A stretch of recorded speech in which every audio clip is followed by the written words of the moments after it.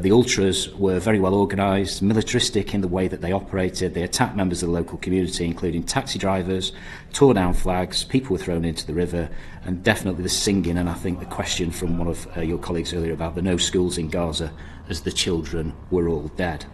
They further stated that this group specifically targeted the local Muslim community deliberately. Can I welcome our first member of the panel, our first witness on our first panel on this one-off session that we're holding to investigate as a committee the events surrounding the decision to ban away fans at the Aston Villa Maccabi Tel Aviv game. Before we start, there are some declarations of interest. I will declare that I am an officer and member of the Conservative Friends of Israel. I'm a member of the Labour Friends of Israel. I've received a donation of £2,000 from the Midlands Friends of Israel. I'm a Jewish Labour MP. Let's start off. We very much welcome you, Lord Mann, for appearing. Would you just like to introduce yourself and then we'll get into questions? My role is to advise government on anti-Semitism, and when I saw what happened in Amsterdam, I thought there was a danger in this country that it would lead to various consequences. I think my problem with how it was done is some of the intelligence is not very good, some of it's not intelligence at all, and the tactics used could have been better, should there be such a fixture anywhere in the country again. So that mitigating the risk and negotiating. See, one surprising fact in negotiating with Maccabi Tel Aviv, the ultras weren't coming. So the Maccabi ultras, the so-called fanatics, weren't coming. Can I welcome our witnesses to the second panel of our session today? Good afternoon, everyone. I'm Craig Guilford, Chief Constable. Thank you. And I think you wanted to make an opening statement, Chief Constable. Yes, and thank you, Chair, for giving me this opportunity. We act without fear or favour. We are apolitical, and we remember what our core responsibilities are. So from the get-go, we were planning to facilitate this event, both sets of supporters at Villa Park.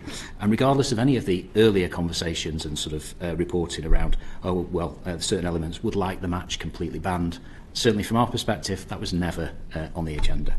So we also instigated a community impact assessment, so we captured views of local population and also local interest groups, and those were both Jewish and Muslim. And as that situation progressed, we got to a gold meeting on the 17th of September, and we assessed that the level of the risk of disorder and disruption to be high. Then on Wednesday the 1st of October, and this is very important, is that I sat down with the Chief Inspector, who is our planning expert, who had spoken to the 3 Dutch police commanders.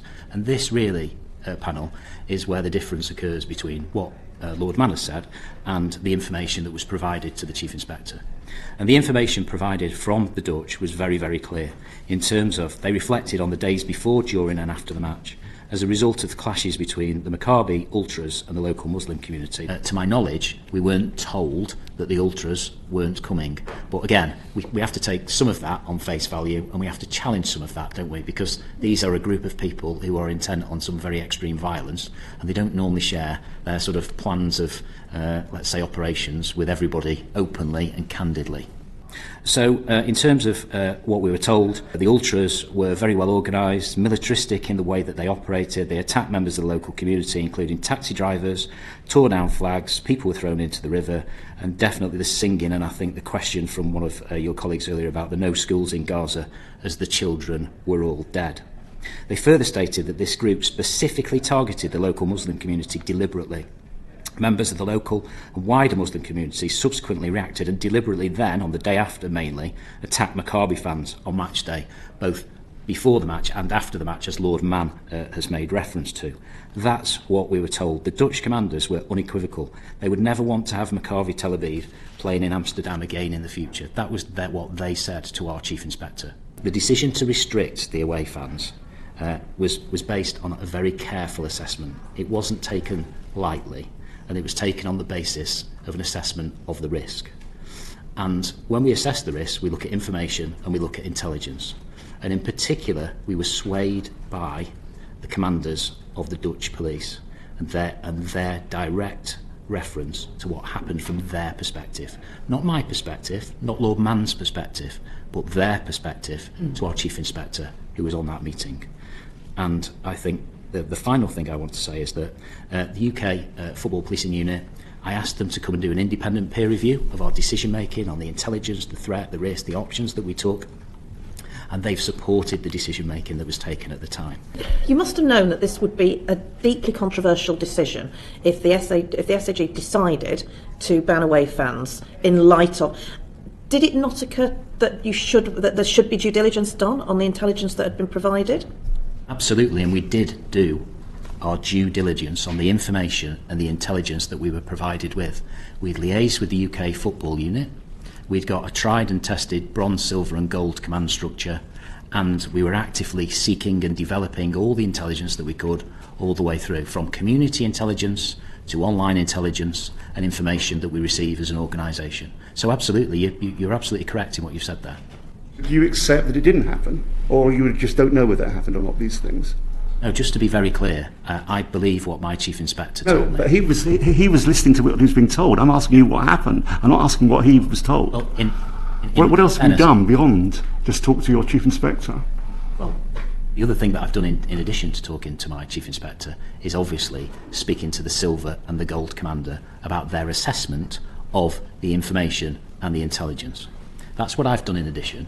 But in terms of answering the question of what did or didn't happen in very forensic detail on the ground on the day, I wasn't there, you weren't there. I'm taking what I've been told very seriously from a professional who's got good credibility, who's been involved with this type of policing activity for years. I've got no doubt to question his integrity. Have you about not what he was pondered told. why the Dutch police are now contradicting all of it? Well, of course, we've probably all done lots of pondering. And what's your view on that? My view on that is that I suspect there was lots of, let's say, pressure locally on the Dutch police as a result of this match. My very careful conclusion from looking at everything and listening to what people have said, and indeed listening this afternoon to what Lord Mann said, is that I think initially the Dutch probably underestimated the level of threat and risk. I found it quite presumptuous that you presumed that the Dutch police were under pressure. Was there any exploration of that assumption that they're under pressure to present a very different picture to your chief inspector than to what was the reports that we have had? Absolutely, and that's why I went to speak to him. But do you want to elaborate on that? I can hopefully help a little bit. So our Chief Inspector Head of Policing football unit within the West Midlands Police met with the three Dutch commanders, the gold, silver and bronze. So within football or public order policing, forgive me, you have a gold strategic, tactical silver and a bronze operational commander. He met with those three commanders in an informal, unrecorded meeting in an effort to get candour and a view in relation to their experience of policing this particular football match. They specifically referenced the political and press pressure and interest, and provided a verbal briefing to our commander, who then documented that in an email and sent it into the command chain. So that was the first part.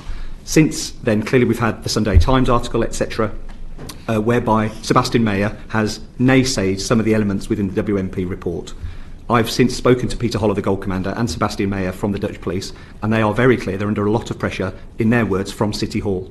So, and their position, as reported to the Sunday Times, was, we don't recognise this, we don't recognise that, we don't recognise this.